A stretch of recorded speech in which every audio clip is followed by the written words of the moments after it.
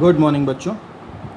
So welcome you all आज के इस वीडियो में, जिसमें हम वर्कशीट नंबर 38 सॉल्व करने वाले हैं मैथ्स और साइंस क्लास 9th की। ये 30 सितंबर 2020 का वर्कशीट है और हम हीरोन्स फार्मूला पढ़ रहे थे। तो पिछली क्लास में भी हमने हीरोन्स फार्मूला पढ़ा था और कुछ सिंपल क्वेश्चंस को सॉल्व किया था। आज थोड़े से मुश्किल क्वेश्चन, थोड़े बड़े क्वेश्चंस को सॉल्व करते हैं। तो शुरू करते हैं। An umbrella is made by stretching 10 equal triangular pieces of clothes of 2 different colours. Each piece is measuring 20 centimeter, 50 centimeter and 50 centimeter. How much cloth is required for the umbrella? तो वो कहता है कि ऐसा एक अम्ब्रेला है जिसके अंदर 10 ट्राइंगल के पीसेस को आपस में सिलके से बनाया गया। जो एक ट्राइंगल का पीस है वो कुछ ऐसा है। ये जो एक ट्राइंगल का पीस की ये बात कर रहा है, एक ट्राइंगल का पीस ऐसा है जिसमें ये वाली साइड 50, ये वाली साइड 50 और ये नीचे वाली साइड 20 है। ऐसे ही एक टुकड़ा यहाँ लगाया जाता है, एक टुकड़ा यहाँ लगाया जाता है, एक टुकड़ा यहाँ लगाया जाता है, एक टुकड़ा यहाँ लगाया जाता है और 10 टुकड़ों को लगाकर एक पूरा का पूरा अम्ब्रेला बना लिया जाता है। वो कहता है कि आप बताइए कि भी इस अम्ब्रेला को बनाने में कितना कपड़ा लगा। तो हमने कहा अगर हम एक ट्राइंगल, जो एक त्रिकोण कपड़ा है, अगर उसका एरिया निकाल लें और उस एरिया को 10 से मल्टीप्लाई कर दें तो हमारा टोटल कपड़ा आ जाएगा। भाई 10 टुकड़े लगे ना, तो एक टुकड़े का एरिया निकालो, 10 से गुणा कर दो। तो एक का एरिया कैसे निकाला हमने? एक भुजा ए को मान लिया 20, बी को मान लिया 50 और सी को मान लिया 50। तो पेरीमीटर का सेमी पेरीमीटर निकाला a plus B plus C by 2, जो कि आ गया 20 प्लस 50 बाई 2 यानी कि 60।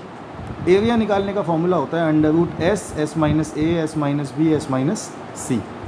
तो 60 माइनस ए कितना 20, 50 और 50। आंसर निकला 200 अंडर रूट 6। अब ये 200 अंडर रूट 6 निकला बेटा एक टुकड़े का। हमें कितने टुकड़ों का निकालना है? 10 टुकड़ों का। तो उसको 10 से मल्टीप्लाई कर दिया तो ये 200 अंडर रूट 6 हो गया 2000 अंडर रूट 6 सेंटीमीटर स्क्वायर। इतना कपड़ा लगेगा। ऐसा एक दूसरा क्वेश्चन है कि triangular board having dimensions 5 centimetre, 12 centimetre, 13 centimetre. तो एक ट्राइंगुलर बोर्ड है, एक त्रिकोण बोर्ड है जिसकी डायमेंशंस हमें दे रखी हैं। Find the cost of painting it at the rate of ₹30 पर सेंटीमीटर स्क्वायर। तो कहता है कि इसको पेंट करने में क्या कॉस्ट आई, कितनी कीमत लगेगी अगर ₹30 पर सेंटीमीटर स्क्वायर के हिसाब से इसकी कीमत ली जाए। तो सबसे पहले तो बेटा हमने इसका एरिया निकाल दिया। वही फॉर्मूला लगाया S under root S minus A, S minus B, S minus C, और एरिया आ गया 30 सेंटीमीटर स्क्वायर। अभी हमने पढ़ा था कि 1 सेंटीमीटर स्क्वायर की जो कीमत दे रहा था वो 30 दे रहा था। अगर एक की 30 है तो 30 की कितनी होगी? 30 इंटू 30 यानी 900 रुपये। यानी कि इस बोर्ड को पेंट करने के जो भाई साहब टोटल पैसे लग रहे हैं, तो टोटल पैसे लगेंगे 900 रुपये। इस तरीके के क्वेश्चन एग्जाम में बच्चों बहुत आते हैं।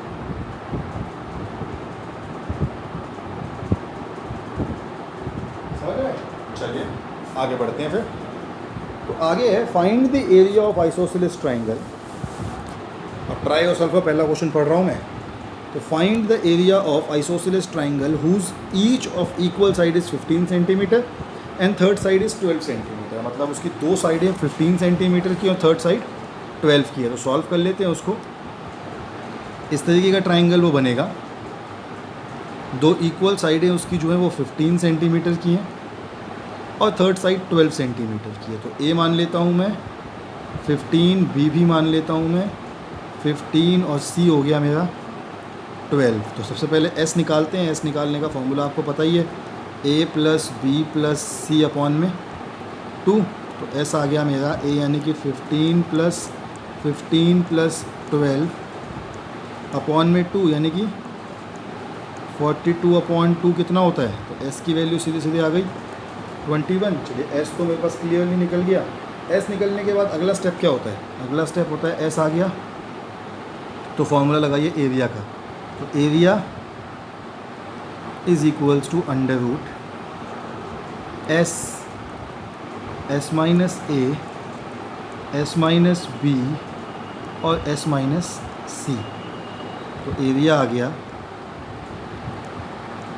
अंडर रूट एस कितना निकला है 21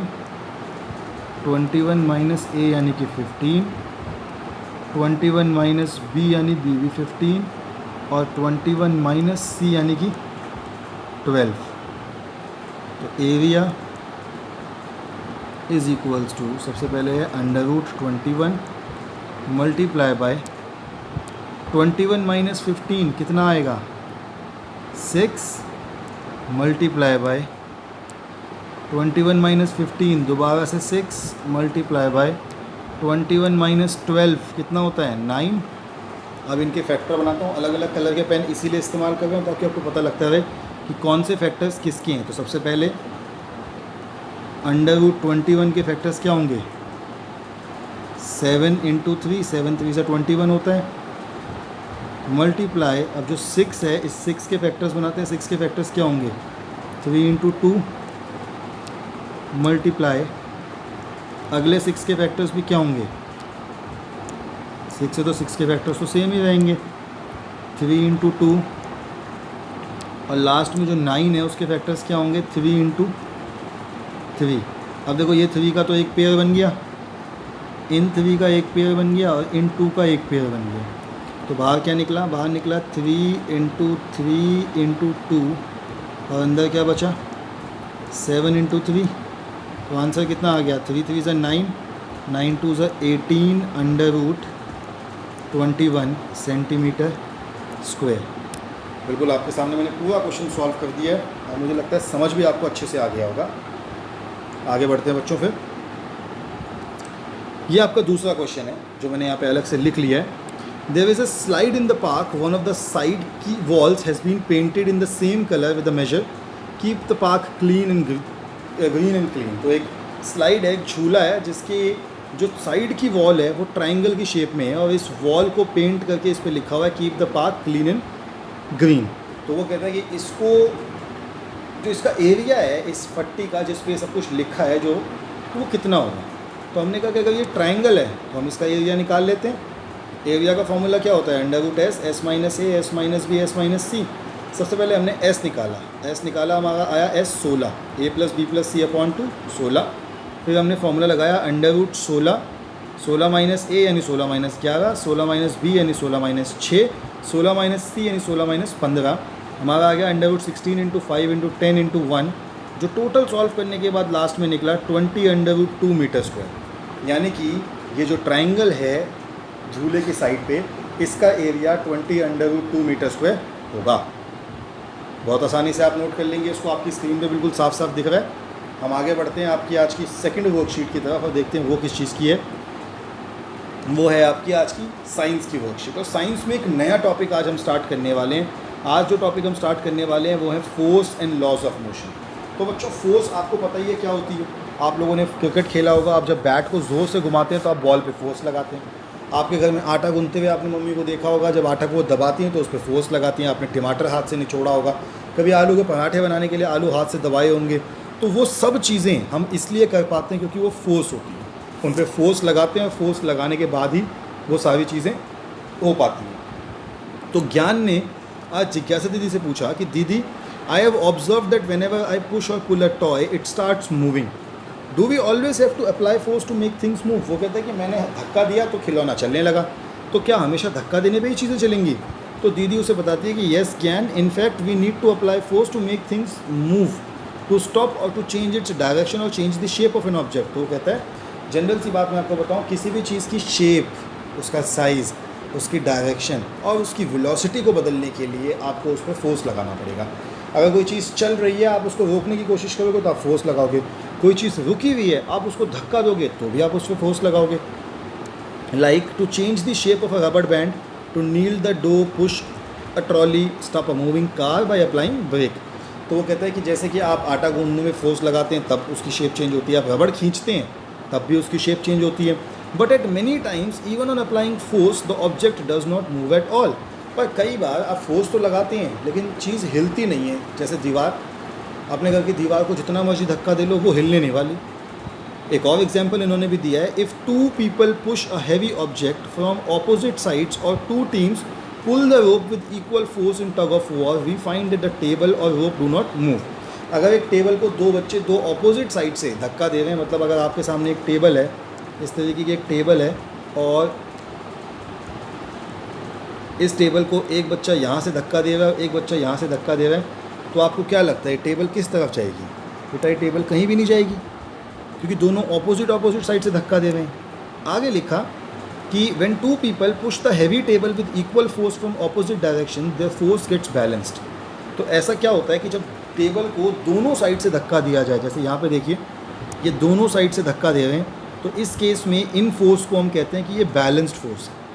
जैसे दोनों तरफ से इक्वल फोर्स से खींच रहे हैं, इक्वल बल लगा के खींच रहे हैं, तो ये बैलेंस्ड फोर्स है। लेकिन अगर यहाँ देखोगे तो इस व्यक्ति द्वारा लगाया जाने वाला बल ज़्यादा है, 200 है, जबकि ये जो फोर्स लगा हुआ है ये 100 है। तो इस केस में जो वस्तु है, जो फ्रिज है, वो इस तरफ मूव करेगा। इस फोर्स को, जिसमें जो दोनों इक्वल नहीं है, इसे कहते हैं अनबैलेंस्ड फोर्स। और इस ऊपर वाला जिसमें दोनों तरफ से लगने वाला फोर्स इक्वल है, उसे हम कहते हैं बैलेंस्ड फोर्स। ठीक है, तो ये हमने पढ़ लिया। A force never acts alone, force always exist in pair. The pair of force act in opposite direction whenever one of the force is greater than the other then there is motion. तो वो कहता है कि कभी भी force एक नहीं होता, फोर्स डबल होती है, और दोनों तरफ से लगने वाला फोर्स कभी बराबर होते हैं, कभी बराबर नहीं होते। अगर बराबर होते हैं तो चीज़ हिलती डुलती नहीं है, लेकिन अगर वो बराबर नहीं होते तो चीज़ हिलती डुलती है। Frictional force acts in the opposite direction of motion. तो एक होती है बेटा फोर्स ऑफ फ्रिक्शन। आपने देखा होगा जूतों के सोल हमारे फट जाते हैं कुछ टाइम के बाद, साइकिल के टायर एकदम प्लेन हो जाता है, बाइक का टायर प्लेन हो जाता है, जैसे हम आम भाषा में कहते हैं कि टायर गंजा हो गया है। तो वो जो टायर गंजा होने की जो पुष्टि होती है, वो टायर गंजा होना जो होता है वो भी फ्रिक्शन की वजह से होता है। To move an object the applied force must unbalance its frictional force. तो किसी भी चीज़ को अगर आप ज़मीन पे रख देंगे या वो चल रही है तो उस पर फ्रिक्शन फोर्स लगता है। जब तक आप उस फ्रिक्शन फोर्स को ख़त्म नहीं करेंगे तब तक आपकी चीज़ वहीं की वहीं टिकी रहेगी। To move an object then applied force must unbalance its frictional force. और किसी भी चीज़ को हिलाने के लिए जो फ्रिक्शन फोर्स है उससे ज़्यादा फोर्स आपको लगाना पड़ेगा। To accelerate the motion of an object an unbalanced force is required. अगर किसी चीज़ को और तेज़ स्पीड से मूव चलाना है तो और ज़्यादा फोर्स लगाना पड़ेगा। N unbalanced force acting on an object bring it's motion. और तभी चीज़ हिलती है जब उस पर अनबैलेंस्ड फोर्स लगता है। अनबैलेंस्ड मतलब अनइक्वल फोर्स लगता है। अगर बैलेंस फोर्स लगाओगे तो चीज़ कभी भी नहीं हिलेगी। चलिए, अब हमारे कुछ क्वेश्चंस हैं, तो इन क्वेश्चंस को देख लेते हैं। तो पहला क्वेश्चन है, what effect can be produced by force, give example. तो बेटा, force is helpful in moving, stopping, changing direction और shape of any object such as moving the chair, stopping a scooter by applying brakes. आगे देखिए, what is the direction of frictional force, कि frictional force की क्या direction है। तो बेटा, frictional force acts in the opposite direction of motion. अगर चीज़ आगे चल रही है तो फ्रिक्शनल फोर्स पीछे जाएगी, अगर चीज़ ऐसे जा रही है तो फ्रिक्शन ऐसे लगेगी, हमेशा उल्टी लगती है। आगे देखते हैं, is it necessary to apply force to make object body move, think and write your views. तो क्या किसी चीज़ को मूव करने के लिए, हिलाने के लिए उस पर धक्का लगाना, उस पर फोर्स लगाना इंपॉर्टेंट है? तो आंसर है येस। अगर आप किसी चीज़ पे फोर्स नहीं लगाएंगे तो वो नहीं मूव करेगी। Yes, to move an object it is necessary to apply force on it. चलिए फिर फोर्थ क्वेश्चन देख लेते हैं।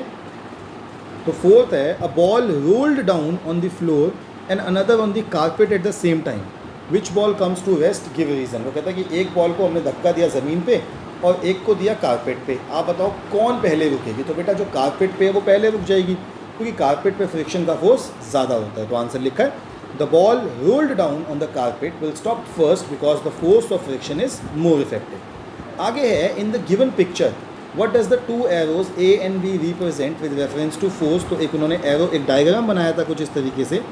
यहाँ पे ऐसा डायग्राम था जिसमें एक एरो इस तरफ जा रहा था और एक एरो इस तरफ जा रहा था, और यहाँ पर दो बच्चे इस डब्बे को धक्का दे रहे थे। तो मैं कहता हूँ कि अगर ये वाला फोर्स जिसको मैं बना रहा हूँ ये बच्चों द्वारा लगाया गया फोर्स है, तो ये दूसरा फोर्स जो अपोजिट साइड में लग रहा है वो क्या होगा, वो होगा फोर्स ऑफ फ्रिक्शन। तो हम कहते हैं, in the given figure A represents the force exerted by the individuals while arrow B represent the force of friction. ये हमारा ए एरो था और ये हमारा बी एरो था। बिल्कुल ऐसे ही रफ डायग्राम अपने आंसर में भी आप लोग बना लेंगे, जिससे आपको चीज़ें और क्लियर हो जाएंगी। तो बच्चों, आज की हमारी मैथ्स और साइंस की वर्कशीट हो गई है। हिंदी की वर्कशीट के लिए आप चैनल चेक कीजिए, आपको हिंदी की वर्कशीट का वीडियो मिल जाएगा। हम आपसे कल मिलेंगे कल के वीडियोस के साथ। तब तक के लिए stay healthy and stay safe.